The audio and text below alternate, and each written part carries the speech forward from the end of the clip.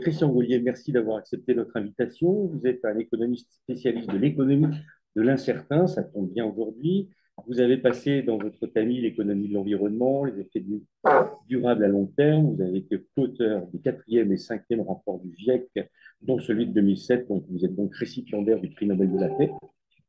Euh, En 2007, c'est l'année, je crois, au cours de laquelle vous avez, avec Jean Tirole, créé l'école d'économie de Toulouse, plus connue sous son acronyme anglais TSE, une TSE dont vous êtes le directeur depuis 2009.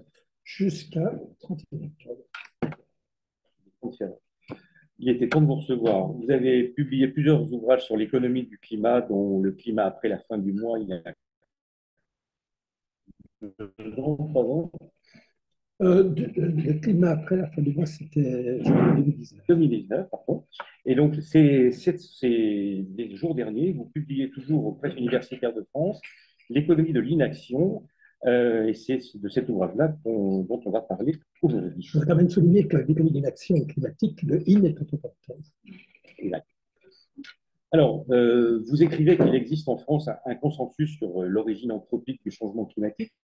Est-ce que c'est aussi vrai que ça? Parce que les dernières grandes études sur le sujet montrent qu'il y a finalement un bon tiers de la population qui doute ou de la réalité ou de l'origine anthropique du réchauffement. Est-ce que ça pose pas une difficulté pour faire accepter des politiques climatiques? Oui, enfin, c'est un positionnement politique, souvent le climato-scepticisme. Je pense que toute personne qui a eu un cours de physique ou de biologie enfin, au moment de lycée a compris qu'il y a un problème de changement climatique quand on augmente la concentration de CO2 dans l'atmosphère. Il faut vraiment être aveugle ou complotiste pour imaginer autre chose. Vous pensez à quoi? Oui, par exemple, effectivement. Alors, vous appelez les chercheurs, notamment les chercheurs en sciences sociales, dont les économistes, j'imagine, à prendre finalement les choses en main afin que les réponses sociétales ne soient ni celles proposées par les décroissants, les anticapitalistes, les technosolutionnistes, les Trumpo-colbertistes, ça j'ai fait un résumé, les partisans de la droite interventionniste, ils sont au gouvernement, les écologistes, les membres de la Convention citoyenne pour le climat, les associatifs et les membres des partis de gauche nostalgiques de la question économique. Alors, est-ce que ça ne fait pas beaucoup de monde à convaincre? Oui, je ne pense pas que mon livre soit un best-seller, parce que je ne caresse pas l'ensemble du point. Mais oui, effectivement, en fait, quand j'ai écrit ce premier livre en 2019, Le climat après la fin du mois, tout le monde m'a dit que c'était juste la sortie du bureau de Géjo. En fait, c'était un peu un long, mais en fait, j'ai commencé à écrire en décembre 2018 pour le faire en février 2019, donc c'était en plein dedans. Les gens m'ont dit, Christian, c'est absurde de défendre la taxe carbone, les gens n'en veulent pas.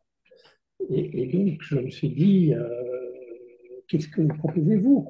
C'est quoi votre solution à vous de résolution du problème climatique? Et en fait, dans ce nouveau livre, je commence plutôt que d'aller défendre, comme dans le premier, la taxe carbone en allant du point A au point Z, en démontrant, en faisant une démonstration que la taxe carbone était la bonne solution. Je commence par dire, regardons la décroissance, que vous dites, la décroissance, le technosolutionnisme, la subvention publique, enfin, c'est les meilleurs, la norme, l'interdit, la politique de l'offre. Je montre que c'est encore pire que la taxe carbone. Mais en fait, fondamentalement, reconnaissons une chose, c'est que les Gilets jaunes, ils n'en voulaient pas un instrument, la taxe carbone. Ils en voulaient l'idée qu'on va faire des sacrifices pour le changement climatique. Et en fait, quand on voit le backlash actuel, comment dire, le retour de flamme, on voit bien que toutes les alternatives, ZFE, interdiction, ça ne marche pas mieux.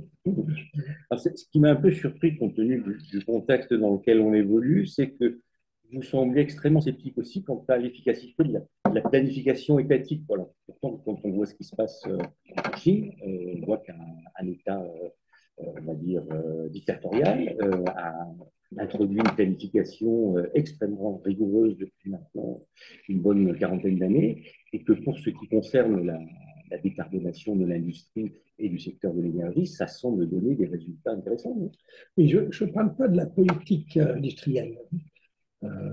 Effectivement, aujourd'hui, un État stratège qui investit dans des technologies d'avenir, ça, ça a peut-être plus de sens qu'il y a encore il y a quelques années. Moi, je parle des politiques publiques de subvention à la petite semaine, comme la France l'a fait depuis une quinzaine d'années.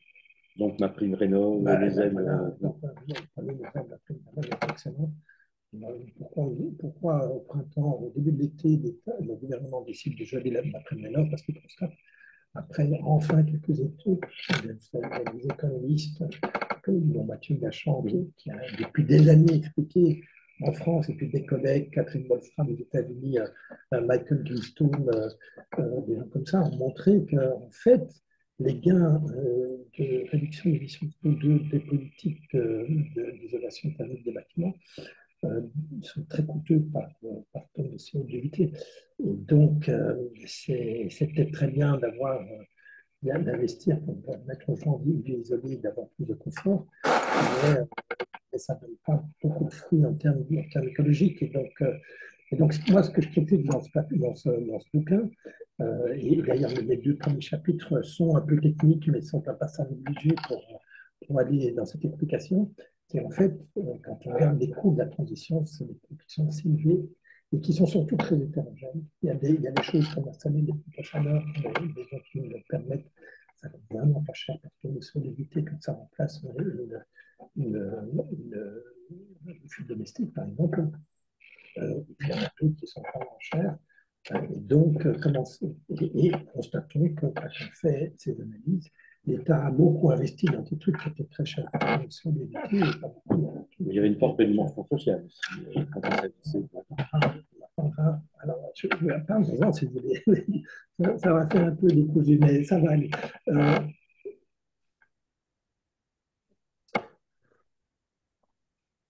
La consommation d'énergie, les riches consomment plus que les pauvres. Ils ont des grosses bagnoles, ils ont encore des maisons, ils prennent l'avion, ils ont une résidence. Donc, ils en consomment plus. Mais quand rapporté aux revenus, les ménages les plus modestes consacrent une part plus importante de leurs revenus pour leurs dépenses d'énergie. Et donc, augmenter le coût de l'énergie, le prix de l'énergie, c'est régressif. Contrairement à l'impôt sur le revenu qui fait porter plus de poids sur les riches, proportionnellement le revenu que sur les pauvres, augmenter le prix de l'énergie, ça va être proportionnellement plus sur les épaules des modestes que sur les plus aisés. Et donc, on a un problème. Et la part carbone a ce problème-là, mais toutes les autres politiques qui ont pour conséquence d'augmenter le coût de l'énergie ont un problème résultat. Je pense à un exemple qui est important en France, c'est l'investissement dans les renouvelables. En 2010, vous avez installé des panneaux photovoltaïques sur votre toit, vous avez eu un contrat de rachat d'électricité pendant jusqu'en 2030, maintenant un prix de 60 centimes de kilowattheure, c'est 10 fois le coût de production de l'électricité nucléaire. Donc ça, pour avoir le bénéfice de cette manne financière, il fallait le propriétaire de ce toit, plutôt le ménage aisé, et qui portait le coût de cet effort, et ça se retrouve dans la facture d'électricité. Et donc, c'était très défavorable, c'était doublement attentatoire aux inégalités. La manne allait pour les riches et c'était préférentiellement les pauvres qui payaient la facture. Tout de même, la taxe, au moins la taxe carbone, elle ne fait pas de cadeau d'investissement pour les ménages les plus riches. Et en plus, la taxe carbone, elle permet d'engendrer un revenu fiscal que vous pouvez utiliser. Et ça, les économistes en 2015, quand ils ont demandé à François Hollande d'installer cette taxe carbone, ils ont dit et utiliser au moins une partie du revenu fiscal pour compenser les ménages les plus modestes. Je prends un autre exemple. La voiture électrique. Le bonus pour la voiture électrique, elle laisse un reste à charge qui est conséquent.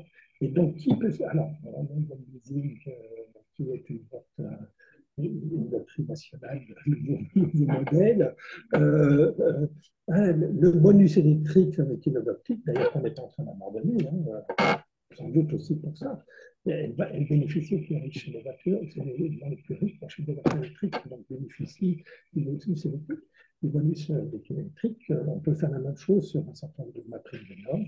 Le reste à charge reste conséquent. C'est qui va en bénéficier? Ce sont les propriétaires plutôt. Donc, finalement, la critique de la taxe carbone, c'est inégalitaire, donc il faut faire autre chose, mais regardez les autres choses. Un bel exemple de mon livre, regardez les autres choses, c'est encore pire, quoi. Donc je trouve que les critiques sur la taxe carbone sont tellement injustes. Alors, on va remettre un peu d'ordre dans cet entretien. Votre ouvrage, L'économie de l'inaction, qui pourrait, de mon point de vue, être sous-titré Comment l'économie libérale garantise les actions efficaces à mettre en œuvre pour lutter contre le réchauffement. Vous pourrez dire ça? Non, je ne le dirais pas comme ça, parce que la critique, en fait, c'est une critique de la démocratie libérale. Parce qu'il n'y a pas que. En fait, dans quel monde vivons-nous? Nous vivons dans un monde où les marchés sont contrôlés par des gouvernements, par des États qui les régulent. Et dans ce système de balance entre le marché et l'État, en fait, les deux ont été défaillants. Les marchés sont bien entendu défaillants pour gérer des externalités globales. C'est une évidence, on le sait depuis 1920. Et les gouvernements, les États ont été incapables de mettre en place des régulations de ces marchés pour permettre à ce système de démocratie libérale d'atteindre ses objectifs. Pourquoi? Parce que la démocratie, c'est une dictature de présent. Les générations futures ne votent pas. Donc, les générations présentes votent. Elles ne veulent pas entendre parler de sacrifice et d'effort. C'est vrai pour le climat, c'est vrai pour les retraites, c'est vrai pour la dette. Et donc, les gouvernements ne mettent pas en place des politiques qui permettraient de réguler les marchés pour inciter tout le monde, entreprises, investisseurs, banques, consommateurs, électeurs, à libre choix. Alors, vous listez dans votre livre des actions du petit geste à la grande réforme, des actions à mettre en place pour décarboner nos sociétés. Alors, qu'est-ce qui est le plus efficace en rapport coût, qualité-prix Alors, bon, le premier chapitre, je prends une quinzaine d'actions, des gros investissements dans le mix électrique, au petit geste d'acheter des tomates locales plutôt que des tomates importées. Pour chacune de ces actions, je mesure un coût par tonne de CO2. Alors, c'est parfois un peu compliqué parce que pas mal de ces actions ont des impacts pas que climatiques, en mesurant une tonne de CO2, et pas que non plus en euros. Il y a aussi, je prends l'exemple, par exemple, des 110 km/h sur l'autoroute, proposition de la Convention citoyenne pour le climat. L'essentiel des coûts, c'est du temps perdu. Alors, on peut discuter comment on va valoriser ce temps perdu, mais vraiment, quand on prend le minimum minimum, en termes de valeur du temps perdu, autour de 15 euros l'heure de perdu, on est à au moins 1 000 euros. Le coût de la tonne de CO2 limitée. À pompe à chaleur, on est inférieur à 50 euros la tonne de CO2 limitée.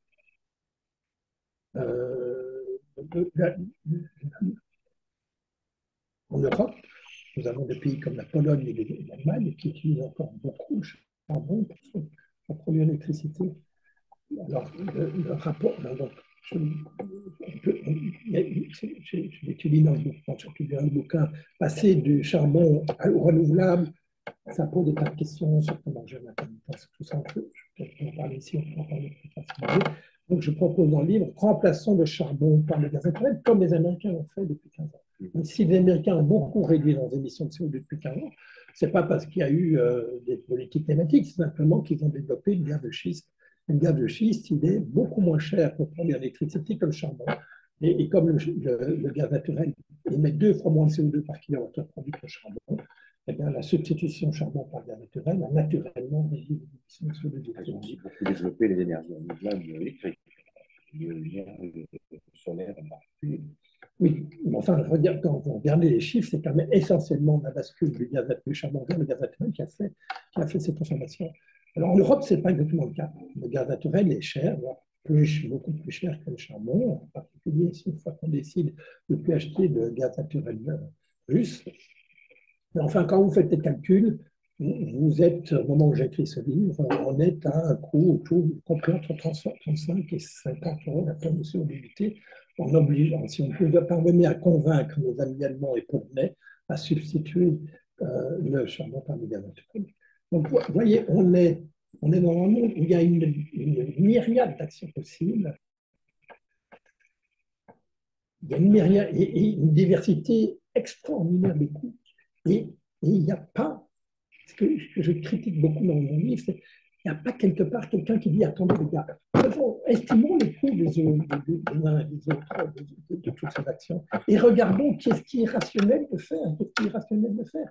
Évidemment, pour déterminer ce qui est rationnel, évidemment, il faut commencer par des actions qui sont les moins coûteuses et puis il se pose la question de savoir jusqu'où il faut aller. Est-ce qu'il faut accepter des actions qui coûtent jusqu'à, je parlais de 105 km/h sur l'autoroute, ça coûte 1 000 euros par tonne de CO2. Est-ce qu'il faut aller jusque-là ou est-ce qu'il faut s'arrêter à 500 ou à 300 ou à 200? C'est la problématique de la valeur carbone.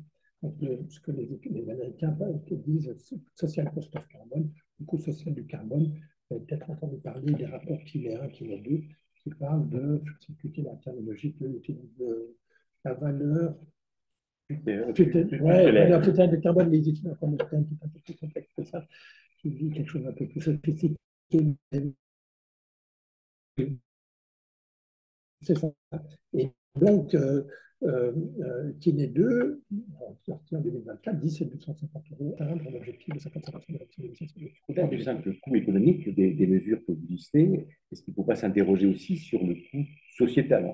On pourrait tourner la question autrement. Est-ce que la société ne doit pas, après examen du bilan économique fourni par les économistes, dire nous, on est d'accord pour payer 1 000 euros la tonne, ou on n'est pas d'accord?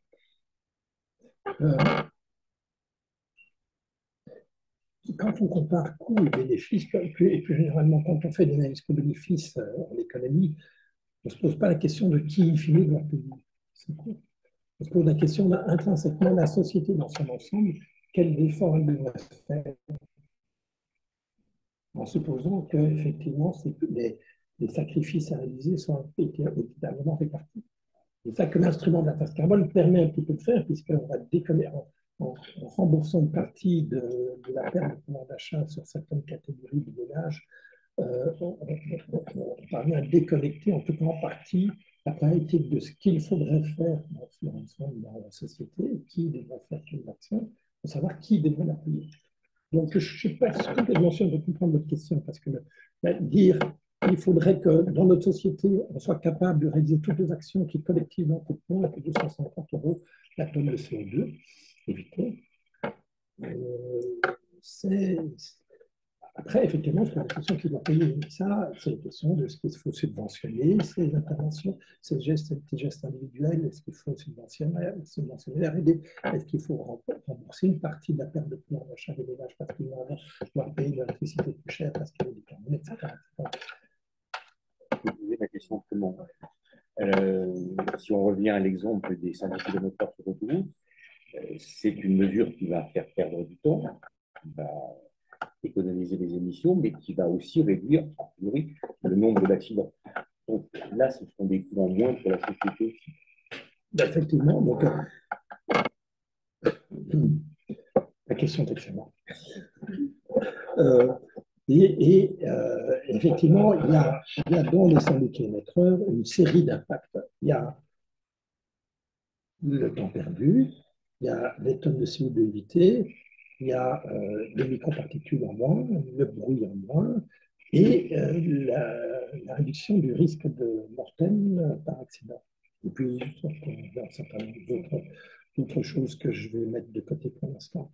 Et effectivement, c'est vrai que parfois, l'analyse coût-bénéfice est une question difficile. Et donc, on va gagner des vies, on va éviter des morts. Et donc, il faut l'intégrer dans le calcul exactement quand on réfléchit à la ligne TGV Bordeaux-Toulouse, qui est un sujet qui m'intéresse beaucoup. Il y a aussi le fait de basculer des gens de la voiture individuelle vers le train, comme le train est moins dangereux que la voiture individuelle. Là aussi, on va aussi tenir compte dans la valorisation des 15 milliards d'investissement dans la ligne TGV Bordeaux-Toulouse, du fait qu'on va économiser quelques vies humaines parce qu'il n'y a plus de train plutôt que la voiture. Pour la santé, donc, sur spécifiquement la question des 110 km/h, en fait, il se fait que je regardais les chiffres, hein, je ne me souviens plus aussi des chiffres précis, mais quand j'écris mon livre, ce premier chapitre, maintenant ça fait 1 mois et demi, parce que j'ai mis un certain temps finalement, alors que mon premier livre, je l'ai écrit en 3 mois, celui-ci, j'ai mis un an pour le faire finalement. Il y a le nombre de morts le nombre de morts en France sur la route sont autour de 2000, 2500, je me souviens plus très bien. Mais l'essentiel de ces morts se passe sur la route nationale. Sur les autoroutes, il n'y a pratiquement plus rien. Et donc, quand vous divisez le nombre, effectivement, passer de 130 à 110 va réduire le nombre de décès, mais ça se compte sur les donc, le point essentiel des 110 km/h, et je pense que c'est important que j'explique ça aussi à vos amis journalistes. Je ne dis pas qu'il faut, je dis pas qu'il faut, il faut pas résoudre ce problème de mobilité qui est sérieusement problématique. La solution n'est pas dans le passage de 130 à 110 km/h. Si vous voulez vraiment décarboner votre mobilité, il ne s'agit pas de passer à 110. Prenez le train. Pourquoi? Parce que passer de 130 à 110, les voitures thermiques sont à peine plus énergétiquement efficaces à 110 qu'à 130. Et donc, les gains énergétiques et les gains en émissions de CO2 sont très faibles par rapport au temps perdu à la normalisation. C'est bien pour ça que Macron, c'est la première des 149 recommandations, c'est la première qu'il a barrée parce qu'il savait très bien que pour l'énorme majorité des gens, c'était inacceptable. Alors, on va rentrer enfin dans le vif du sujet. Vous l'avez peut-être toutes et tous compris, l'un des axes forts de ce livre, c'est l'instauration d'une taxe carbone, enfin d'une tarification carbone, plus exactement, qui serait à un niveau relativement élevé, qui serait universelle. Alors, comment vous voyez cette instauration? Comment ça pourrait se passer? Sous quelle forme? Et quels seraient finalement les effets palpables pour les consommateurs, citoyens que nous sommes? Il y a deux manières de mettre une taxe. D'abord, une tarification de carbone, c'est une application du principe pollueur-payeur, lequel l'énorme majorité des Français sont d'accord. Sauf quand on leur parle du fait que c'est eux qui sont des pollueurs, et alors là, ce n'est plus du tout le cas. Et globalement, quand vous pensez que dans les sondages dans les années 2000-2010, avant que l'instauration de taxe carbone, le principe pollueur-payeur est une évidence pour l'essentiel des gens.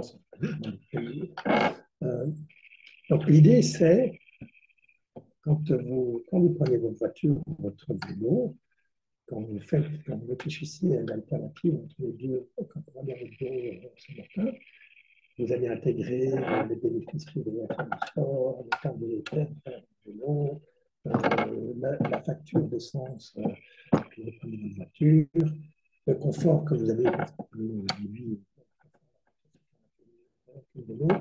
mais vous n'avez pas intégré le coût lié aux émissions de CO2 que vous allez engendrer en prenant votre voiture. Et ça donne un biais pour aller en voiture que tout faire. Et ça fait que trop de gens prennent la voiture plutôt que le vélo, trop de gens prennent la voiture plutôt que la transport. J'ai décalé la voiture. Et donc ça induit, ça fait que nous, vous et moi, les entreprises, les banques, on n'est pas incité à intégrer c'est les dommages qu'on va imposer aux autres, aux générations futures, par notre émission de CO2 sur la voiture. Et donc la taxe carbone, la tarification du carbone, a cette vocation à forcer les gens à intégrer dans leurs décisions cet élément d'externalité, ces dommages. Voilà. Donc ça réaligne les intérêts, la myriade d'intérêts particuliers sur l'intérêt général. Parce que finalement, si vous choisissez un prix de tarification du carbone qui correspond aux dommages engendrés, c'est comme si vous étiez la victime de votre propre responsabilité. Voilà, ça c'est le principe Picou, 1920.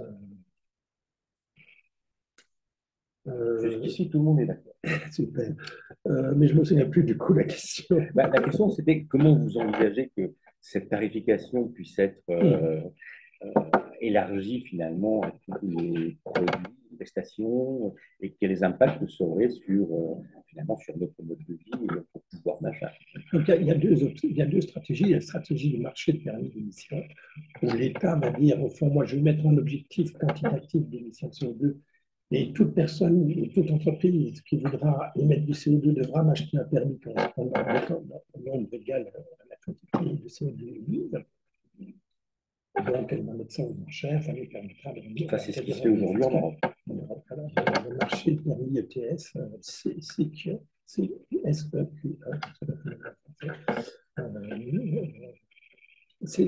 comme ça que ça marche. Et donc, il y a un prix du carbone qui aujourd'hui circule autour de 70 euros la tonne de CO2. Et ça couvre 45% des émissions européennes, c'est l'industrie et le secteur électrique.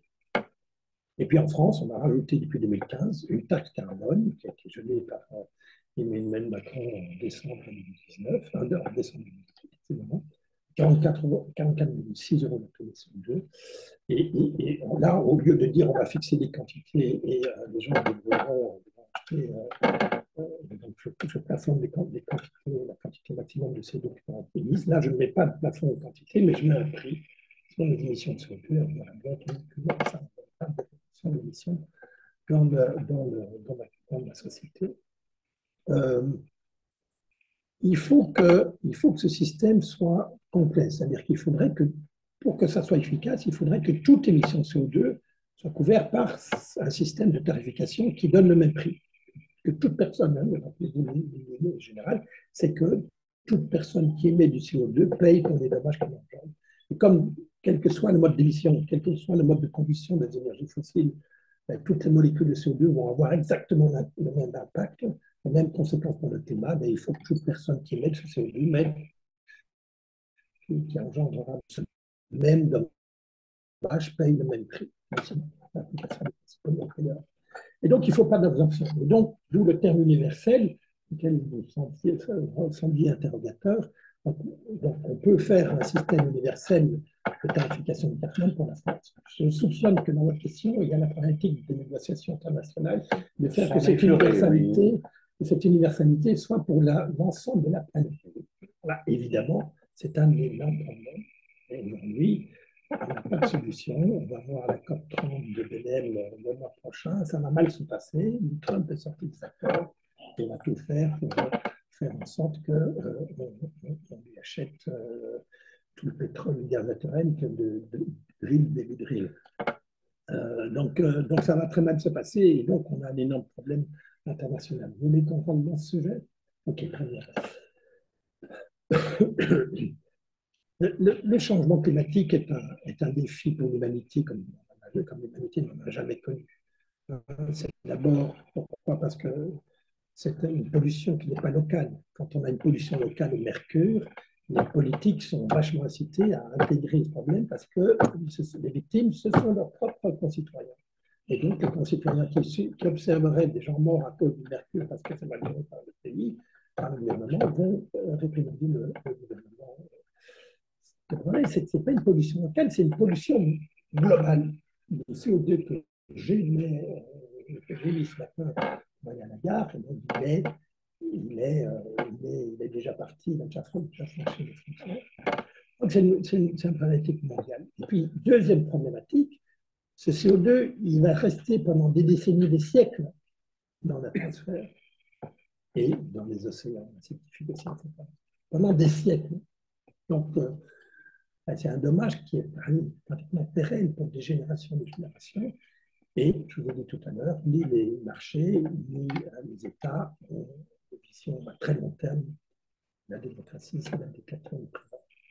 Le troisième problème, quand un pays décide de faire des efforts et de sacrifier le pouvoir d'achat de ses citoyens et de sacrifier les marges des entreprises, de leurs entreprises pour qu'elles réduisent les émissions de CO2, et je vous rappelle, chapitre 1, la transition va être coûteuse, passer à de l'acide décarboné, ça va au moins augmenter de 50%, au moins je pense que ça sera plus, le coût de production de cet acier. Donc, soit vous augmentez le prix de l'acier, soit vous réduisez ou annulez les marges des sidérurgistes. Enfin bref, ça va faire mal à tous les étages. Si vous êtes le seul pays à le faire,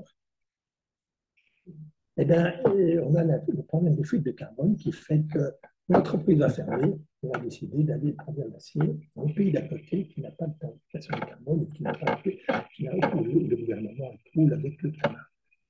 Et donc, finalement, quand vous êtes le seul pays à le faire, mais finalement, vous sacrifiez votre économie, vous sacrifiez le pouvoir d'achat de vos citoyens, et pour la planète, vous n'avez aucun bénéfice, tout simplement, c'est le voisin à côté qui va s'enrichir, la planète, le CO2, vous n'avez pas émis. Donc, c'est pour ces trois raisons, le problème du changement climatique est un défi qui est insondable.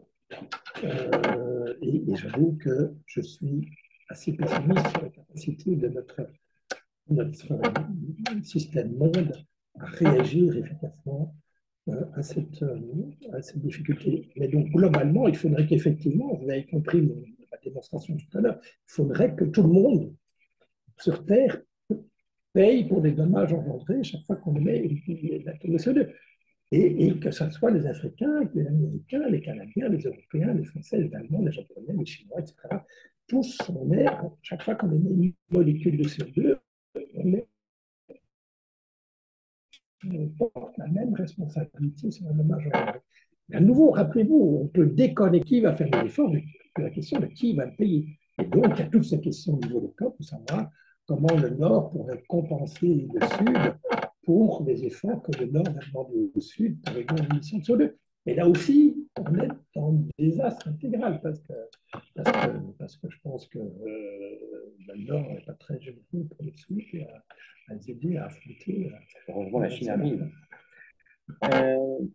J'ai une bonne nouvelle finalement pour vous, Christian Gaulier, c'est que ce que vous appelez la tarification du carbone à peu près généralisée, finalement, l'Europe va à peu près le faire en 2027 avec l'introduction de l'ETS2, complément de l'ETS1. Est-ce que selon vous, ce sera suffisant ou est-ce qu'il faudrait aller encore plus loin, sachant que pour l'instant, on ne parle que de l'Union européenne? Attention, l'Union européenne, dans le pacte vert européen, met en place deux nouveaux mécanismes de tarification du carbone. Le TS2, qui va couvrir à partir du 1er janvier 2027 la mobilité et le résidentiel, le chauffage, en imposant donc à tous les distributeurs qui vous vendent de l'essence, qui vous vendent du gaz naturel, qui vous vendent du biofuel domestique, devront aller acheter des permis d'émission sur cette ETS2 pour les CO2 que vous allez vous émettre en tant qu'usager de cette ressource fossile. Mais il y a un deuxième mécanisme qui va aussi mettre en place, qui commence à être mettre en place et qui va monter en puissance d'ici 2035 en Europe, c'est les ajustements carbone aux frontières, qui est aussi une tarification de carbone. Parce qu'in fine, il ne faut pas croire Trump, quand vous mettez un tarif à vos frontières, c'est les consommateurs à l'intérieur des frontières qui payent l'essentiel du tarif. Bon, bref. Et donc, c'est ce mécanisme-là. Alors, il traîne imparfait, ça va être très compliqué à mettre en place, parce que c'est super compliqué de déterminer la quantité de CO2 émise pour produire une voiture qui rentre dans les frontières de l'Europe, qui a été produite au Brésil, en Chine, partout, parce que la chaîne de valeur mondiale. Surtout quand les portes sont faites en Turquie, le moteur en Tchécoslovaquie. Mais attention, c'est super complexe, mais si on n'arrive pas, je peux vous assurer d'une certitude, c'est qu'on abandonnera l'ambition climatique européenne, parce que si le résultat de nos efforts de réduction des émissions de CO2, de sacrifice du pouvoir d'achat des consommateurs européens, des salariés européens, des entreprises européennes, pour que ça fasse simplement des choses qui génèrent des emplois, du profit et du pouvoir d'achat à l'étranger et zéro avantage sur le climat, et je vous assure que soit Van der Leyen reste droite dans ses bottes et on arrive avec l'extrême droite en Europe plus rapidement qu'on ne le pense, donc il faut réussir cet ajustement carbone aux frontières. Si on ne réussit pas, je vous assure que c'est foutu. Enfin, en Europe, on n'y arrivera pas parce qu'il va y avoir un flux démocratique. Imaginons que vous convainquiez 27 chefs d'État du gouvernement plus la Commission, on tarifie toutes les émissions carbonées européennes pour commencer. Qu'est-ce qu'on fait avec cet argent? Parce que ça va quand même générer des centaines de milliards de recettes, alors qui les perçoit et que faire. Excellente question. Vous savez, chaque fois qu'on a un revenu fiscal, c'est la boîte de Pandore des idées pour utiliser le revenu fiscal. Euh, donc, il y a 36 solutions. Je vous ai parlé déjà au moins de deux solutions. La première solution, c'est utiliser une partie de ce revenu fiscal pour compenser les 2 ou 3 produits d'ici de la population européenne pour la perte de pouvoir d'achat que cette tarification du carbone va engendrer. Ça, c'est une première solution. Deuxième solution, c'est d'utiliser une partie de ce revenu fiscal, et on en parle beaucoup au niveau des COP, c'est d'utiliser une partie de cet argent pour aller aider à la décarbonation, à la transition des pays du Sud.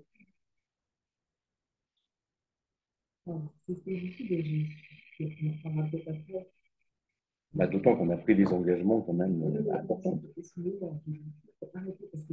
vous avez tout l'argent qui est envoyé du Sud, ça va venir des dictateurs. Il ne se passe rien. Depuis combien d'années on garde de l'argent au Sud? On est l'humanitaire. Est-ce que ça se développe? Est-ce que le paysan, il n'a même pas un grand ça va toujours dans la poche des dirigeants? Donc, tant que ce n'est pas réglé, ça sert à rien de déverser du monde. Je crois que c'est un sujet de Oui, on partage un aussi. Il y a aussi une génération qui est en train de se préoccuper de cette question. Donc, on est aussi sur une solution, enfin une situation où on a jusqu'à présent un versement qui s'est fait sur les pays du Sud, effectivement, entre les mains des dictateurs. On a une génération aussi dans les pays du Sud qui réagit aux problèmes et on a, sur le plan géopolitique, dans les pays du Sud, autre chose que des dictateurs qui essaient de voir comment aujourd'hui. En Afrique subsaharienne, il y a que des dictateurs. Oui, non, mais on parle pas de ce truc-là. Il peut y avoir l'Amérique latine, il peut y avoir l'Asie. Je suis avec des collègues co-auteurs du MIT, Harvard et d'autres universités américaines. On soumet à la COP 30, des contacts avec le ministre brésilien, on va soumettre une proposition qui a l'objet d'un premier rapport au mois de septembre, le deuxième rapport, je pense, à la fin octobre, où on essaierait de créer une coalition internationale où il n'y a pas vraiment de transfert financier entre pays, mais il y aurait une solution qui consisterait à faire que les pays qui sont membres de la coalition vont mettre en place une tarification du carbone à leur niveau. Alors, peut-être certainement différencier entre les niveaux de développement des pays. Disons, imaginons qu'en Europe, on accepte de mettre 100 € la tonne comme tarification du carbone pour toutes les émissions sur le continent européen, que les Chinois acceptent de mettre 50 € la tonne CO2. On sent très loin, hein, dans le marché pour les émissions, des États qui sont en dessous probablement de 5 € la tonne CO2 aujourd'hui sur ce marché-là. Et qu'en Afrique, on leur dit, écoutez, rentrez dans la coalition, on ne vous oblige pas à mettre 800, 1050, peut-être 20 € pour démarrer, 20 € la tonne de CO2. Vous intégrez cette coalition la plus large possible qui intervient probablement, je l'espère, on espère, dans la proposition que nous faisons, une grande majorité des pays du monde, excepté les États-Unis. D'ailleurs, c'est assez curieux que ce soit mes collègues américains qui fassent cette proposition-là. Et que cette coalition impose déjà justement au carbone aux frontières à 100 € pour tout produit qui rentrerait dans cette coalition. Donc imaginez que tous les pays soient sauf les États-Unis. Il y a tous les États-Unis qui exporteraient vers le reste du monde, paieraient une taxe de 100 € de taxe carbone implicite. Et c'est pas grave. La question, c'est qu'est-ce qu'on fait de cet argent? Il n'y en a pas beaucoup, mais si, il y a que les États-Unis qui sont en dehors de la commission des ajustements carbone frontières, on donnerait quelques dizaines de milliards, mais pas tout le monde. Et une chose que vous n'avez pas dit, c'est à quel niveau de tarification vous estimez l'émission de la tonne de carbone, enfin, à quel prix ce serait efficace, cette tarification? Alors, chapitre 2, c'est un sujet compliqué. Donc vous avez entendu parler de William Nordhaus, prix Nobel d'économie 2018, qui a obtenu son prix Nobel parce que depuis la fin des années 70, c'était un précurseur. Récemment, ils ont travaillé sur la tarification du carbone. Il y avait un modèle macroéconomique dans lequel ils avaient accouplé avec un modèle climatique qui attendait des de croissance avec des dommages climatiques en même temps que des coûts de transition. C'est un truc qui s'appelle DICE, le modèle DICE. Il a obtenu le prix Nobel pour ça, et lui, on a un petit problème avec ce prix Nobel-là, parce qu'il a pendant très longtemps jusqu'au pratiquement au moment de ce prix Nobel, il pensait que son modèle sortait des tarifications du carbone autour de 10-20 euros la tonne de CO2. Oubliez la pompe à chaleur, oubliez tout, quoi. Il n'y avait que tout petits gestes qui coûtaient vraiment pas cher. Mais il a revu sa copie aujourd'hui. Les modèles à la DICE et le modèle DICE lui-même, extension, on est autour de 230 $ tonnes de CO2. Le rapport qui est deux propose 250, je vous l'ai dit tout à l'heure. Donc, il faut faire et croissant à 3,4% par an en réel. Il y a deux types de modèles en économie pour tarifier le carbone. Il y a effectivement le principe pollueur-payeur, on va fixer un prix qui est égal au dommage marginal. Le problème, c'est que quand vous émettez une tonne de CO2 aujourd'hui, ce CO2 va rester pendant des siècles et mesurer ces dommages en euros, c'est super compliqué parce que les impacts sont sur l'espérance de vie des générations futures, sur la productivité agricole, sur la productivité du travail, sur les services des écosystèmes, sur la biodiversité. Enfin, j'en passe derrière. C'est super compliqué à estimer aujourd'hui. D'ailleurs, il y a un papier récent qui a fait un coup de tonnerre chez les économistes il y a 2 ans, qui n'est pas encore publié, donc il n'y a pas encore de soutien par les pairs, mais qui dit que la tonne de CO2 devrait coûter plus de 1 000 $. Alors, je vous dis que si c'est 1 000 $, je vais vous dire que nos démocraties sont mortes. Enfin, c'est impassable. Indépassable, c'est impossible. Donc, gardez ça en tête. Ces 1 000 € ne sont pas encore validés par les économistes. Cet article n'est pas encore publié. On en parle beaucoup. Il y a des problèmes statistiques et économétriques de cellules de biologie qu'ils utilisent. Donc, je propose de nous revoir quand le papier sera publié. Mais donc, voilà. Et l'alternative, c'est de dire, OK, je tiens plutôt ma position aujourd'hui. J'ai publié 2-3 articles scientifiques là-dessus ces dernières années. C'est pas possible, on ne va pas y arriver. Malgré que j'ai personnellement aussi travaillé pendant 20 ans là-dessus, je pense que les incertitudes sont trop radicales. Donc, je propose une approche plus démocratique, consistant à dire, OK, les États, notamment à la COP 21 de Paris en 2015, ont décidé qu'il ne fallait pas, j'ai dit de 1,5 degrés, c'était un petit peu la globale, ont décidé qu'il ne fallait pas dépasser 2 degrés. Et donc, la question est, pour ne pas dépasser 2 degrés, les modèles dynamiques, les modèles climatiques nous disent on ne peut pas émettre plus de 1000 gigatonnes de CO2 d'ici la fin du siècle. On est 52, 53. Donc, faites le calcul, on a pris beaucoup de temps. Et c'est 1000, c'était il y a 3 ans. On est déjà plus qu'à 1150 ou à 820. Donc l'économiste, il n'a plus à calculer les dommages. Il a juste à dire de combien il faut monter le prix du carbone pour faire en sorte qu'on reste dans le budget de 850 gigatonnes qui reste jusqu'à la fin du temps. Et c'est là qu'il est dû a plutôt cette approche-là. Et c'est là que ça donne 250 €. Il faudra monter à 300 € la tonne de CO2 en 2030 pour s'assurer que la France parvient à atteindre 55% de réduction d'émissions de CO2. Mais il est bien en tête qu'on n'y est pas du tout à 250, puisqu'on est à 44,6 sur la taxe carbone et on est à 70 sur la permis d'émission. Le TS2, donc, vous avez évoqué la prochaine tarification des émissions imputables aux combustibles et aux carburants. Une partie des recettes de ce nouveau mécanisme vont être affectées à un fonds pour la transition juste qui va soutenir les régions les plus vulnérables. Je pense par exemple aux régions minières allemandes ou polonaises. Mais la France va aussi toucher, je crois, 7 ou 8 milliards d'euros d'aide dans le cadre de ce mécanisme. Est-ce que c'est une bonne façon de redistribuer cette manne ou vous pensez qu'il y a plus efficace? La question, c'est les consommateurs, quoi, parce qu'in fine, c'est quand même eux qui vont supporter les coûts de la transition. Donc, la question, c'est qu'est-ce que les États vont faire de ça. Et ça, tant que je n'ai pas de réponse à cette question, c'est difficile pour moi de répondre. Vous l'avez dit, le coût de la transition énergétique sera considérable. Peut-être dans un bloc comme celui de l'Union européenne, on peut l'estimer à peu près comparable à celui de la reconstruction d'après-guerre. Est-ce que, à l'époque, durant les 30 glorieuses, comme on les a appelées, On a beaucoup fait fonctionner la planche à billets pour financer la reconstruction. Est-ce que c'est un outil qu'on doit complètement bannir aujourd'hui ou est-ce qu'on pourrait le réutiliser dans le cadre du contexte actuel? Donc là, j'ai un chapitre sur les subventions, en fait, parce que la question, c'est est-ce que ça soit par la planche à billets ou par l'endettement, c'est un petit peu le même sujet. Alors, on peut utiliser les politiques publiques de subvention tant que l'État est capable d'évaluer l'efficacité de ces investissements.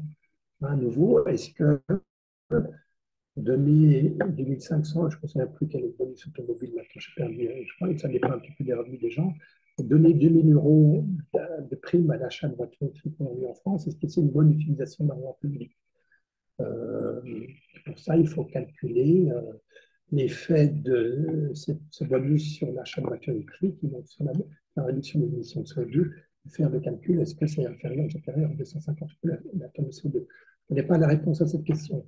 Mais si on a pris rénov, par exemple, c'est clair que pour beaucoup de rénovations, on n'y est pas du tout. C'est des coûts par tonne de CO2 qui sont beaucoup plus élevés que ça. Donc moi, la subvention, je n'ai pas de problème spécifique. En fait, finalement, dire on va donner une carotte aux gens pour qu'ils réduisent leurs émissions de CO2 ou on va donner de coups de bâton aux gens qui réduisent pas leurs émissions de CO2, je n'ai pas de problème avec l'un ou avec l'autre. Le problème, c'est qu'avec la taxe carbone, c'est très simple, parce que si vous ne mettez pas d'exemption de taxe carbone, tout le monde va avoir la même incitation de réaliser toutes les actions qui coûtent, si la taxe est à 250 euros, qui leur coûtent moins que 250 euros. Le problème, c'est que les subventions, on n'a pas du tout fait ça.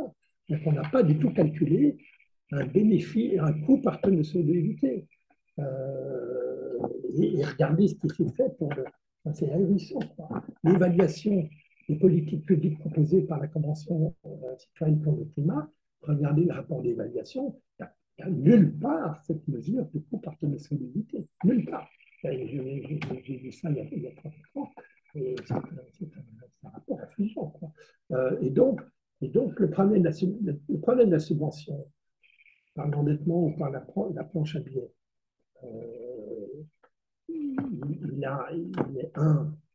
pose le problème de l'efficacité de la dépense publique. Est-ce que vraiment l'État va faire cette évaluation geste vert par geste vert pour s'assurer que cet argent permet d'atteindre au mieux l'objectif de réduction des émissions de CO2 par euro dépensé?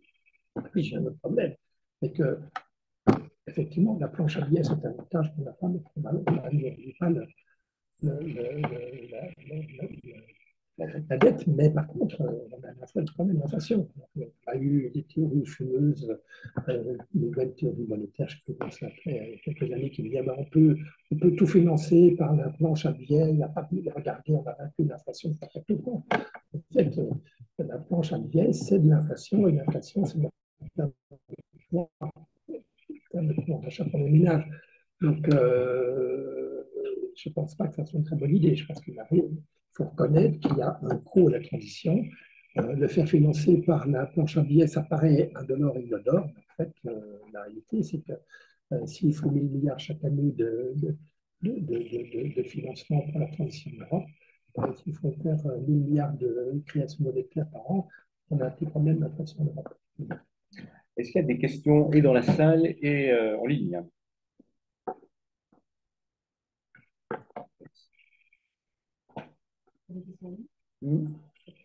Alors, je vais voir si c'est parti. Il y a eu 3 personnes, mais elles sont parties. Alors, ah oui, d'accord. Bon, ils sont partis. Je vais regarder le replay. Je voudrais faire une remarque. Je trouve que ce qui est facile, parce qu'il y a un des éléments moteurs de la rédaction de ce deuxième livre, c'est la jeunesse. Moi, je trouve que la jeunesse, elle a une énergie débordante sur le climat et il y a une éco-anxiété massive qui est à la fois destructive de motivation et parfois l'inverse. Et je trouve qu'elle est super mal consommée. Alors, il y a plein de jeunes qui pensent que la bonne solution, c'est d'imposer à Total Energy, BP et la vente des majors du pétrole de réduire leur production. En réduisant l'exploration, l'exploitation du gisement pétrolier et gazier, on va résoudre tous les problèmes. Ils avaient pris cet engagement, des pêcheurs avaient pris l'engagement de réduire leur production pétrolière il y a quelques années. Alors, ça ne s'est pas produit. Ça ne s'est pas produit. Mais ayons bien, comment est-ce que, je m'adresse aux jeunes ici, comment est-ce que, notamment ces activistes qui sont sous la bannière de Just for Oil, qui dit bien son nom, comment on passe de la réduction de la production à la réduction des émissions? Ben, il faut réduire la demande et il faut réduire la consommation. Comment on passe de la réduction de l'offre à la réduction de la demande? Ben, un effet prix. Réduisant l'offre, vous allez faire monter le prix des produits pétroliers sur le marché, à réduire la demande, ça va réduire la consommation, ça va réduire les émissions. Et si vous avez un objectif de réduction des émissions, il faudra que le prix monte suffisamment pour que cet objectif soit atteint. La taxe carbone, elle fait exactement ça. Elle fait exactement la même chose. C'est un effet prix. Donc, mettons la même taxe que celle qui serait nécessaire pour porter son offre pour faire monter le prix. La seule différence entre la politique que je propose de taxe carbone et la politique que plus les jeunes, c'est où va l'argent. Dans la politique proposée par les jeunes, l'argent va dans la poche des oligarques, la poche des actionnaires de Total Energy de BP, alors que dans ma proposition, l'argent va dans la poche de l'État. On peut détester l'État, on peut détester les taxes, mais au moins ces taxes, elles servent au bien commun, d'investir dans l'école, dans les universités, dans des tas de choses dont le peuple a besoin. Mais alors, ça me donne fin du mois, fin du monde. Mais oui, dans les deux cas, mais quand vous regardez la crise énergétique de 2022-2023, les prix de l'énergie ont explosé. Et vous savez ce que l'État a fait? Eh bien, un bouclier tarifaire.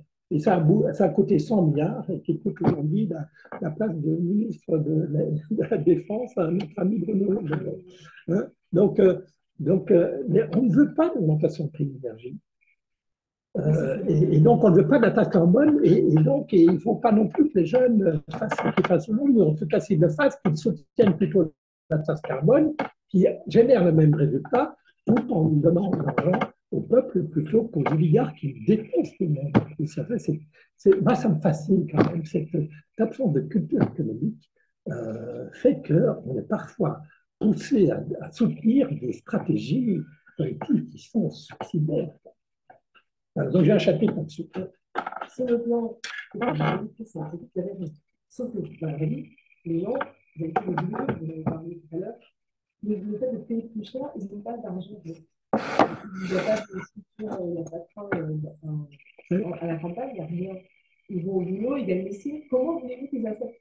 En fait, c'est ça qui se passe. Et vous l'avez dit également, si vous imposez, c'est l'extrême droite qui, elle, dit non, avec moi. Donc,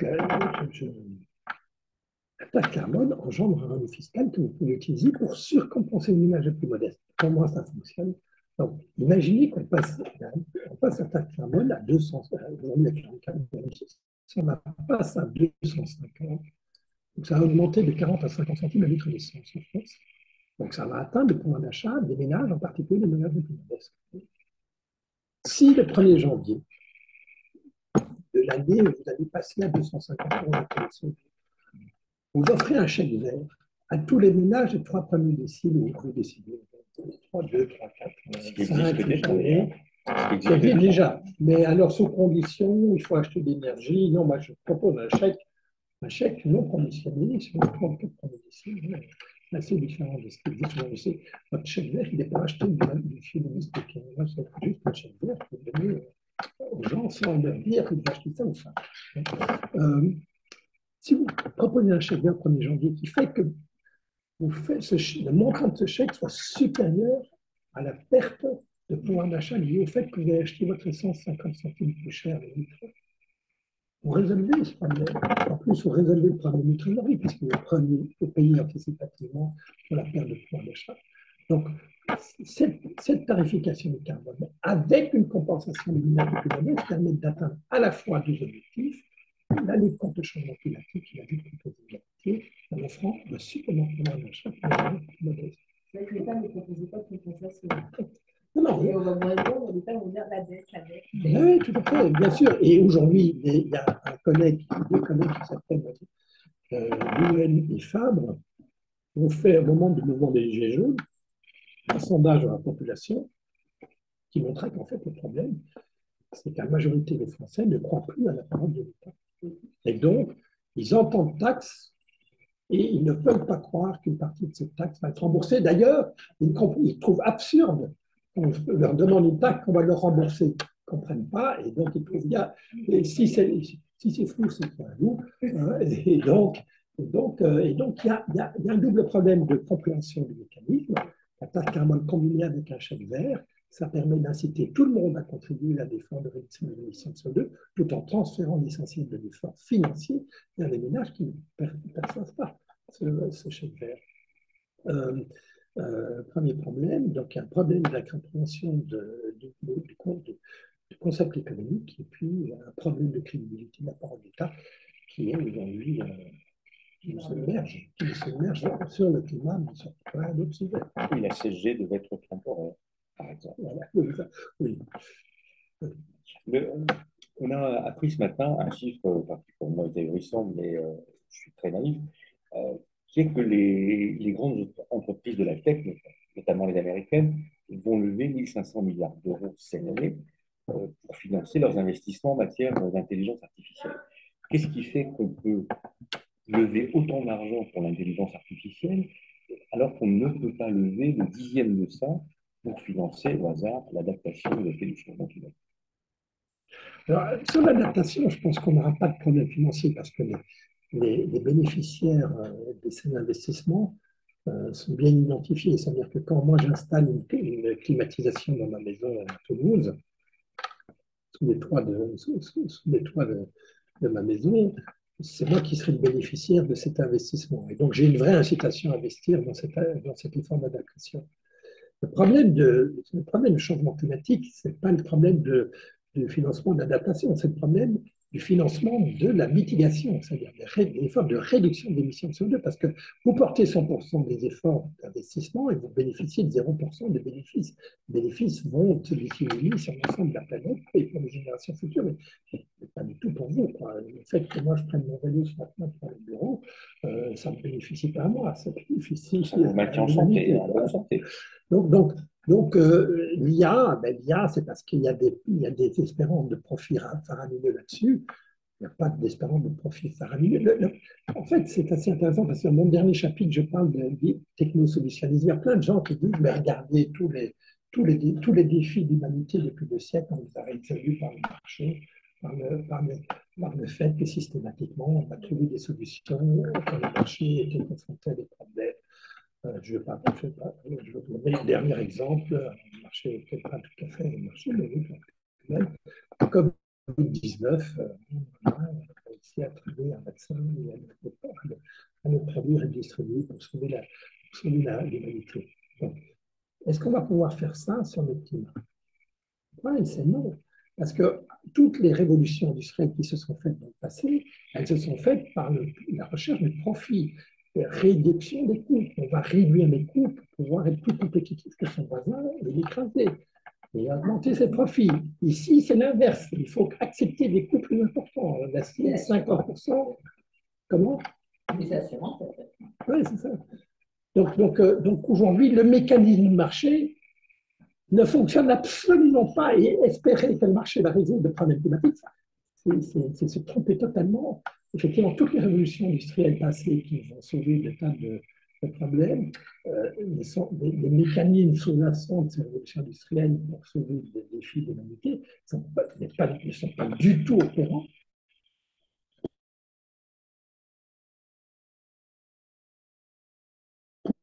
Des états suffisamment, une planète suffisamment forte pour trouver une taxe carbone, une tarification de carbone qui va faire que si effectivement je sais, moi, industriel, aujourd'hui, qu'en 2030 et en 2040 et en 2050, je vais payer des taxes carbone de 250, 300, 400, 500, 600, 700 euros par tonne de CO2 dans les décennies à venir, ben oui, alors là, j'ai une vraie incitation à faire de la recherche et développement pour décarboner le processus de production.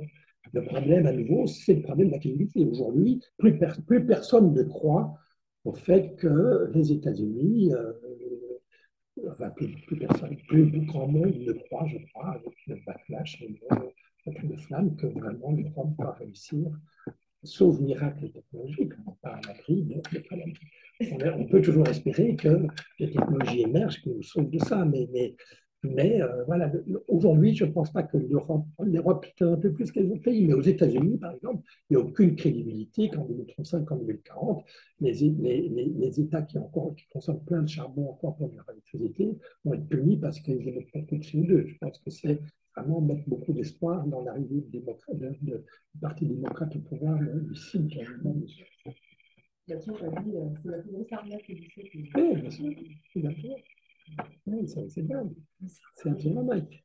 Et aujourd'hui, aux États-Unis, c'est très marqué, hein, les électeurs républicains refusent d'acheter des voitures électriques parce qu'acheter une voiture électrique, c'est démontrer qu'on est un démocrate. Et donc, c'est la stigmatisation. Dans le chapitre 33, je vous montre bien comment, effectivement, on peut espérer que le peuple, les citoyens, dans leur désir d'apparaître comme des gens responsables, conscients des responsabilités individuelles, qu'ils vont faire des petits efforts, même sans incitation financière. Et effectivement, on voit, moi je donne mon sens, ça me coûte du temps, ça me coûte un peu de souffrance, mais je le fais quand même parce que le lendemain matin, je peux arriver au bureau avec un manche courte et montrer que j'ai mon petit pension, que j'ai mon sang. Les gens trouvent que du coup, je suis un type bien. On peut peut-être espérer pour ça, et mon voisin achète une voiture électrique, je suis très content pour lui parce que, eh bien, oui, c'est un type bien, et il a une voiture électrique. Eh bien, aux États-Unis, ça fonctionne en sens inverse, on n'achète pas de voiture, on achète des voitures des grosses SUV thermiques pour montrer qu'on est républicain. Le premier constructeur mondial de voitures électriques, c'est celui qui a porté Trump au pouvoir. C'est paradoxe. Justement, avec les voitures électriques, il y a la question des déchets. Les batteries, enfin, je ne sais pas, il y a moins de CO2, mais il reste. Donc, il y a. Donc effectivement, ça c'est le point essentiel des gens qui s'opposent, avec qui j'ai des discussions passionnantes sur les décroissantes, qui disent en fait, Christian, ton histoire de changement climatique, c'est fort bien. Et l'attaque carbone, c'est fort bien, mais en fait, tu oublies les 8 autres limites. Et regardons, effectivement, je travaille sur le changement climatique, je ne travaille pas sur le recyclage des métaux, sur le problème de biodiversité, qui sont des sujets incroyablement plus compliqués que le problème du changement climatique. Mais pour chacun de ces autres sujets-là, il y a des choses. Moi, au défi changement climatique, je propose un instrument, c'est la planification du carbone. Mais pour d'autres sujets, comme la biodiversité, il faut contrôler l'artificialisation des sols, réfléchir à des mécanismes. Alors, ce qui est fait aujourd'hui en France, je suis désolé, est une catastrophe. Et le refus total d'instruments économiques pour essayer de gérer cet excès d'artificialisation des sols. Moi, je propose une tarification de l'artificialisation des sols.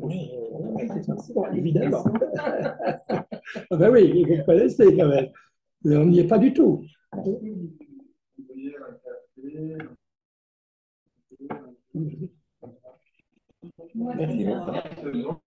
Merci. Oui, parce que regardez, la construction d'un gage où les préfets aujourd'hui doivent déterminer si on va permettre à tel petit village de se développer ou pas pour permettre au Grand Paris de se développer. Comment on peut gérer ça de façon administrée? C'est juste impensable. Il faut une tarification. Une personne qui veut artificialiser une partie des mètres carrés, eh bien, il faut qu'il paye. Et il paye au niveau de désartificialisation. Et toute personne qui va désartificialiser son sol, il pourra avoir une prime. Et c'est comme ça. Parce que toute autre solution enfin, je veux dire, c'est de la folie. Nous sommes tous fous, visiblement.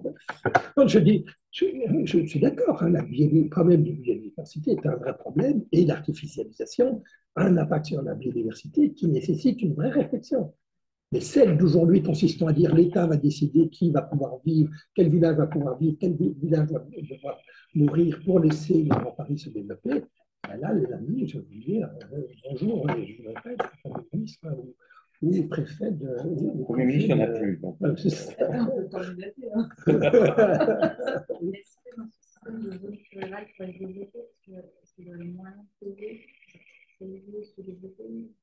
Alors la question c'est comment vous distribuez les permis d'artificialisation. D'accord? On peut imaginer que chaque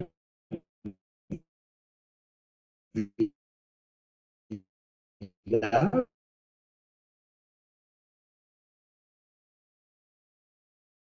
vendent alors leur permis à d'autres villages qui, eux, veulent se développer et ceux qui ont vendu vont pouvoir construire une nouvelle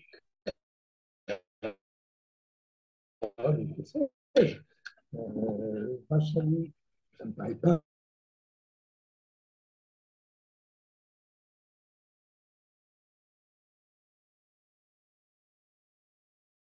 Moi, je sais pas si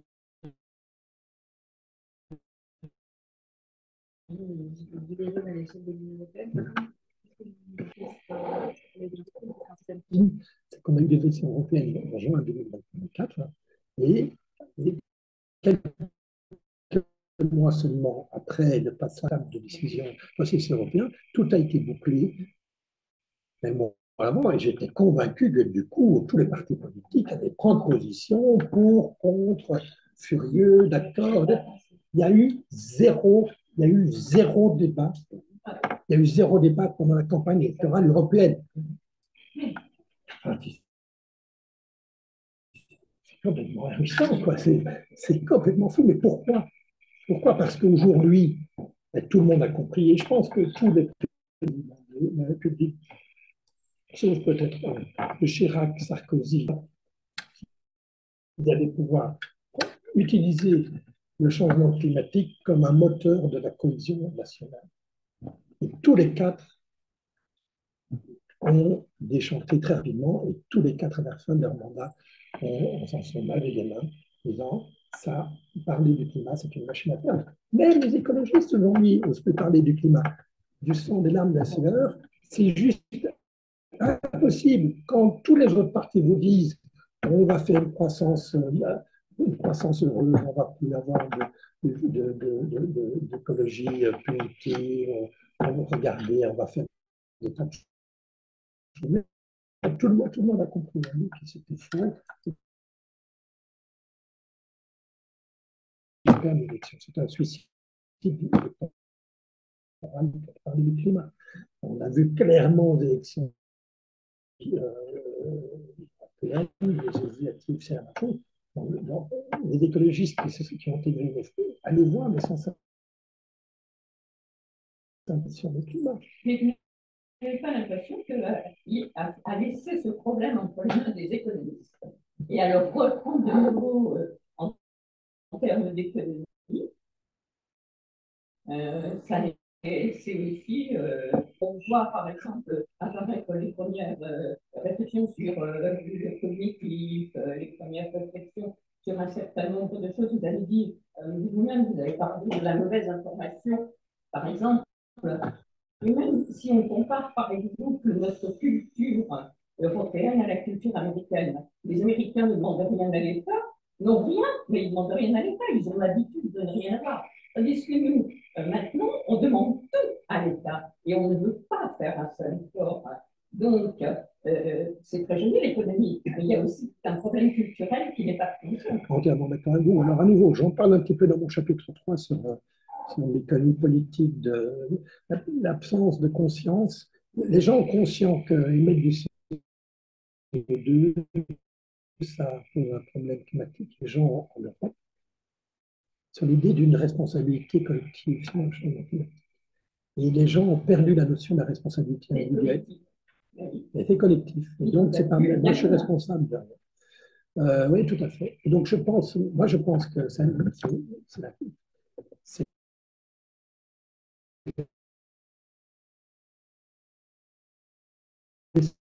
doivent faire des efforts parce qu'ils ont une responsabilité individuelle face au changement climatique. Ayant bien en tête que chaque Français émet en moyenne, oui, à 250 euros pour les deux. On est à 1500 euros. de dommages actualisés. En non actualisé, c'est beaucoup plus, mais en actualisé, c'est 1500 euros par personne et par an. Les gens n'ont pas compris ça. Ils pensent que c'est l'autre, c'est mon voisin qui va faire l'effort. C'est les ultra-riches, c'est les entreprises. Et donc, aujourd'hui, ils demandent comment. Ce qui se passe, c'est que l'ultra-riche, il peut avoir son avis.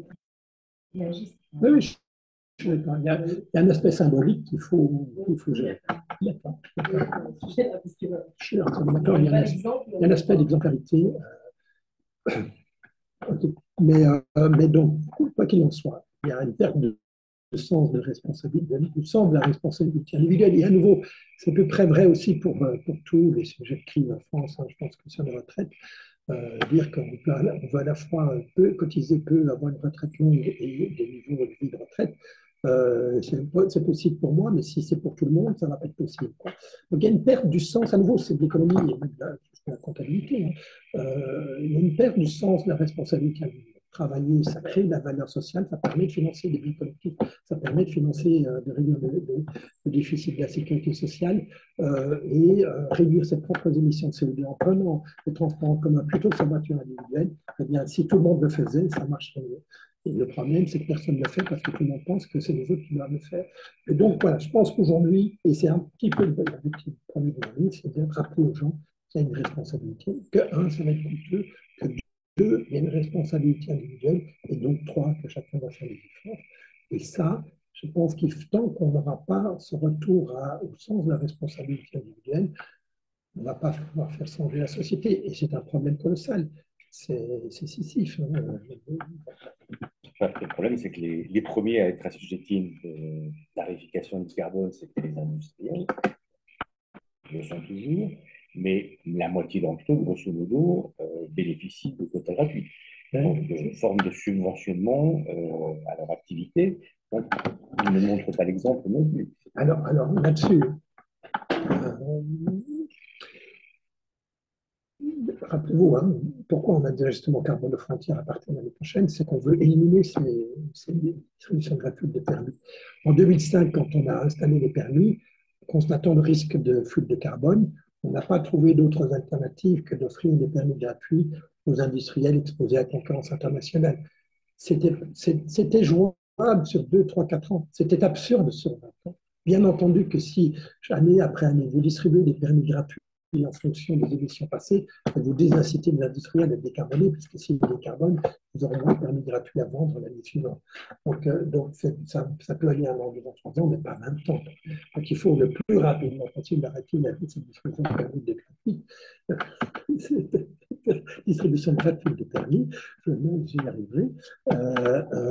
Et ça, c'est les ajustements carbone de frontières. Mais c'est super complexe, donc ça va mettre 10 ans pour y arriver. Donc pendant 10 ans encore, mes chers collègues, vous avez votre argument. Et parallèlement, les obligations que les industriels publics des entreprises, avec le recul justement par les 2 milliards, ça s'arrive.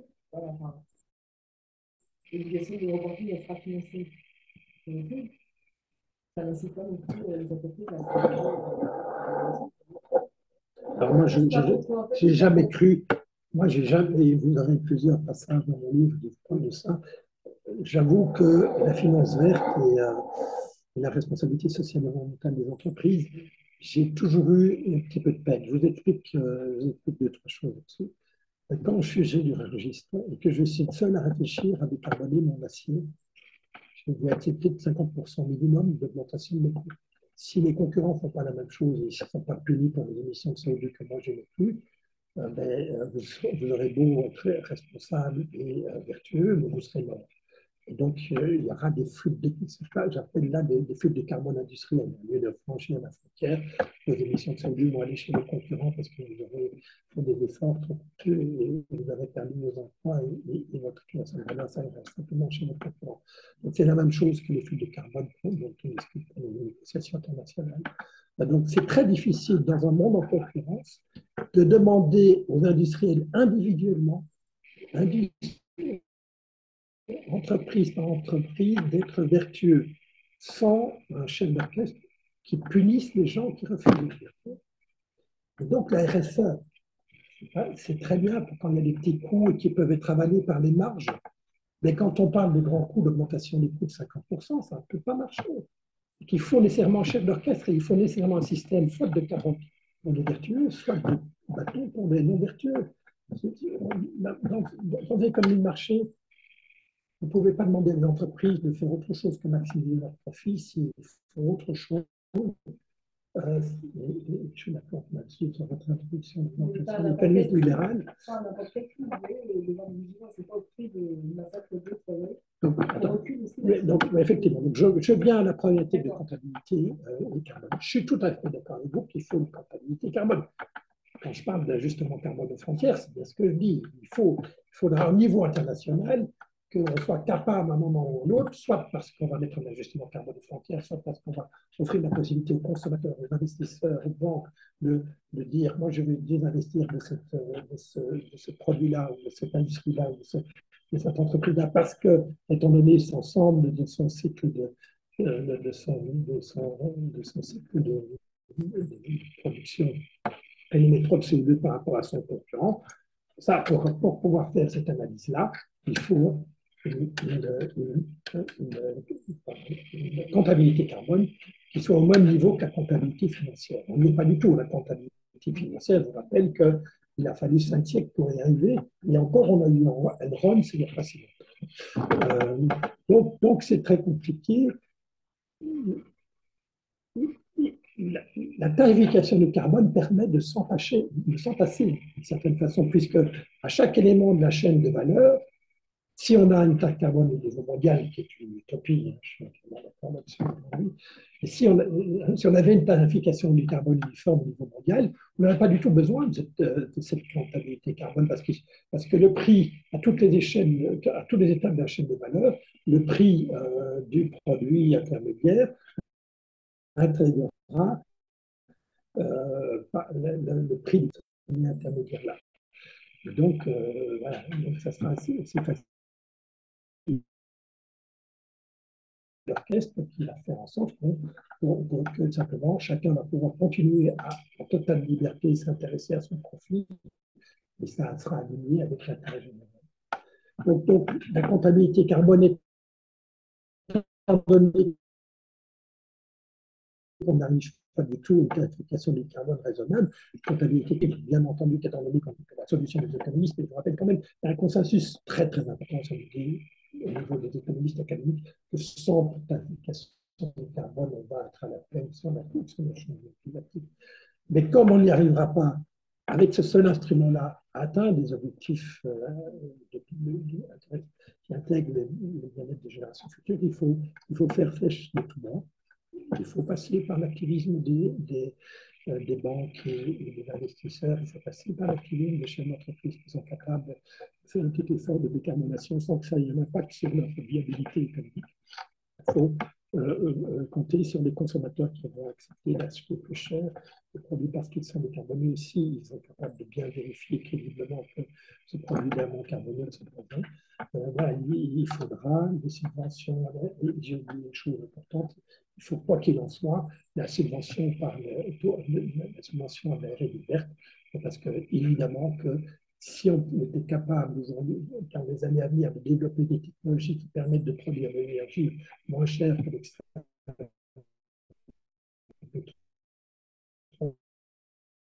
de l'Arabie Saoudite, on n'aurait pas besoin de convaincre le Sud, la Chine et donc le seul vrai espoir qu'on peut avoir, c'est les innovations technologiques pour l'extrême du pétrole. Parce que je vous rappelle que si le baril de pétrole aujourd'hui est à $60, l'Arabie Saoudite, ils ont de la marge, hein, tant qu'ils soient de profit et pas de parce que le chiffre, c'est beaucoup plus cher. Mais voilà, donc il y a encore. Voilà, donc il faudra faire de tout blanc, étant donné que la solution la plus simple, celle de la tarification du carbone, n'est pas possible. Durant cette conversation. Bien, nous, la bien.